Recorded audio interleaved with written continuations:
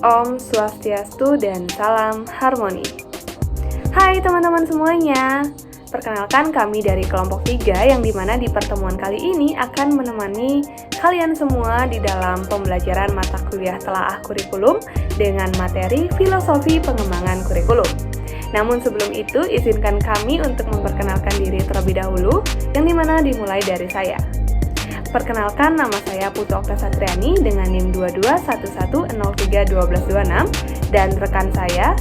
Perkenalkan, nama saya Putu Tiwi Pramesti dengan NIM 2211031240.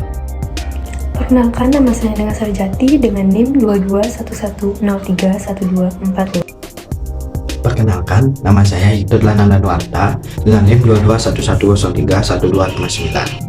Perkenalkan, nama saya Aris Maraputra dengan NIM 2211031270.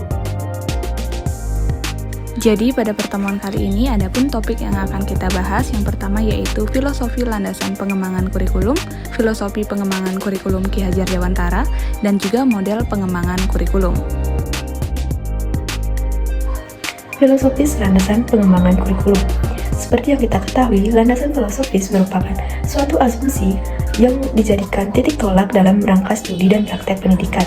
Dengan demikian, dapat dijadikan titik tolak rangka studi pendidikan yang bersifat filsafiah, yaitu pendekatan yang komprehensif dan normatif. Filsafat ini memegang peranan penting dalam menyusun dan mengembangkan kurikulum. Sama halnya dengan filsafat pendidikan yang dikenal dengan beberapa aliran, antara lain yang pertama, perennialisme. Dalam aliran ini lebih menekankan tentang keabadian, keidean, kebenaran, dan keindahan daripada warisan budaya dan dampak sosial tertentu. Yang kedua adalah esensialisme. Aliran filsafat esensialisme adalah suatu paham yang menginginkan agar manusia kembali kepada kebudayaan yang lama, merujuk kepada pendidikan bersifat tradisional. Sama halnya dengan perennialisme, esensialisme juga lebih berorientasi pada masa lalu. Yang ketiga yaitu eksistensialisme. Eksistensialisme menekankan pada individu sebagai sumber pengetahuan tentang hidup dan makna. Untuk memahami kehidupan seseorang, mesti memahami dirinya sendiri.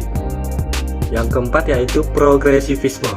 Progresivisme menekankan pada pentingnya melayani perbedaan individual, berpusat pada peserta didik, variasi pengalaman belajar dan proses. Progresivisme merupakan landasan bagi pengembangan belajar peserta didik aktif. Yang kelima yaitu rekonstruktivisme. Rekonstruktivisme merupakan elaborasi lanjut dari aliran progresivisme. Pada aliran ini akan mempertanyakan untuk apa berpikir kritis, memecahkan masalah, dan melakukan sesuatu. Penganut aliran ini menekankan pada hasil belajar, bukan pada proses. Filosofi pengembangan kurikulum Ki Hajar Dewantara.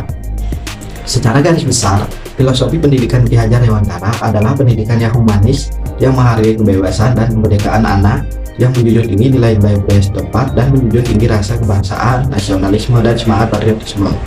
Namun, meskipun peserta didik diajari gagasan atau konsep baru yang berbeda dengan nilai-nilai lokal, Ki Hajar Dewantara berpendapat bahwa dalam melakukan pembaharuan yang terpadu, hendaknya selalu diingat bahwa segala kepentingan anak-anak didik, baik mengenai hidup diri pribadinya maupun hidup kemasyarakatannya, jangan sampai meninggalkan segala kepentingan yang berhubungan dengan kontrak keadaan, baik pada alam maupun sama.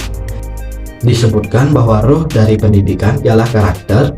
Ki Hajar Dewantara memiliki pemikiran bahwa pendidikan harus mampu menuntun pertumbuhan karakter di dalam hidup peserta didik. Ki Hajar Dewantara mengemukakan bahwa ada 4 tingkatan dalam menyampaikan pendidikan karakter, yaitu yang pertama adalah syariat. Syariat adalah tingkat yang cocok diberikan kepada peserta didik di bangku taman kanak-kanak. Metode yang dipakai dapat berupa membiasakan berperilaku baik, seperti memberi hormat ketika bertemu guru. Yang kedua yaitu hakikat. Hakikat adalah tingkat yang cocok diberikan kepada peserta didik di bangku sekolah dasar. Selain membiasakan diri berperilaku baik, dalam tingkat ini juga diberitahu perihal mengapa mereka harus berperilaku baik. Nah, yang ketiga ada tarikat, yang mana tingkat ini sangat cocok diberikan kepada para peserta didik di bangku sekolah menengah pertama atau SMP. Nah, dalam tingkat ini akan ditambah dengan beberapa aktivitas pendukung yang dirasa cocok. Nah, yang terakhir ada makrifat, yang mana tingkat ini sangat cocok diberikan kepada para peserta didik di bangku sekolah menengah atas. atau SMA. Nah, dalam tingkat ini, perilaku baik bukan lagi dilaksanakan untuk sekedar kebiasaan, melainkan menjadi sebuah kesadaran dari lubuk hati. Secara eksplisit, Ki Hajar Dewantara dalam membicarakan kurikulum lebih memperlihatkan perpaduan antara teoritisi dengan praktisi. Teoritisi dilihat dari gagasan serta pemikirannya yang didasarkan pada kebutuhan objektif masyarakat serta situasi kultural yang berkembang pada zamannya. Sedangkan praktisi lebih condong ke upaya pelaksanaan gagasan serta pemikiran tersebut. Filsafat pendidikan Ki Hajar Dewantara lebih nyata nampak pada pendidikan vokasi di kurikulum merdeka pada saat ini. Keselarasan antara budi pekerti, rasa, karsa, serta prakarsa dituntut untuk berkembang. Hal ini sesuai dengan konsep teringat oleh Ki Hajar Dewantara pada tingkat sekolah dasar ke atas. Yang pertama ada ngerti atau kognitivitas dengan akal, yang kedua ada ngerasa atau afektif, yaitu merespon, menghargai dan menjunjung nilai-nilai, dan yang terakhir ada ngelakoni atau psikomotor, yaitu bertindak secara terpimpin. Nah, model pengembangan kurikulum merupakan sebuah proses perencanaan kurikulum untuk menghasilkan rencana kurikulum yang lebih luas dan spesifik lagi. Tentunya di dalam proses ini berhubungan erat dengan seleksi dan juga pengorganisasian berbagai komponen situasi dalam belajar mengajar, yang dimana antara lain penetapan jadwal pengorganisasian kurikulum dan juga spesifik tujuan yang disarankan, mata pelajaran, kegiatan, sumber dan alat pengukur pengembangan kurikulum yang mengacu pada kreasi sumber-sumber unit, rencana unit, dan juga garis pelajaran kurikulum ganda yang bertujuan untuk memudahkan proses belajar mengajar di sekolah. Yang pertama, yaitu model administratif. Nah, model administratif ini merupakan pola pengembangan kurikulum yang paling awal dan mungkin yang paling dikenal. Selanjutnya, model pengembangan kurikulum yang kedua yaitu model pendekatan grassroots. Nah, model pendekatan grassroots ini yaitu suatu proses pengembangan kurikulum yang diawali dari keinginan yang muncul dari tingkat bawah atau sekolah dan juga guru. Nah, untuk terlaksananya pengembangan kurikulum model grassroots ini tentunya diperlukan kepedulian dan juga profesionalisme yang tinggi dari pihak sekolah. Model pengembangan kurikulum yang ketiga yaitu model action research yang sistematis. Adapun faktor-faktor yang perlu dipertimbangkan dalam penyusunan kurikulum yang adanya hubungan antara manusia, keadaan organisasi sekolah, situasi masyarakat, dan juga otoritas ilmu pengetahuan.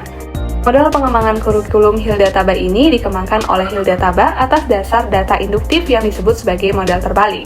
Karena biasanya pengembangan kurikulum ini didahului oleh konsep-konsep yang secara deduktif. Dapat disimpulkan bahwa landasan filosofis pendidikan merupakan asumsi filosofis yang dijadikan titik tolak dalam rangka studi dan praktek pendidikan. Dengan demikian, dapat dijadikan titik tolak dalam rangka studi pendidikan yang bersifat filsafiah, yaitu pendekatan yang lebih komprehensif dan juga normatif. Ki Hajar Dewantara memiliki pemikiran bahwa pendidikan harus mampu menuntun pertumbuhan karakter dalam hidup peserta didik, karena apabila kecerdasan tidak diimbangi dengan karakter yang baik, maka kecerdasan tersebut malah akan menjerumus ke kehidupan peserta didik itu sendiri.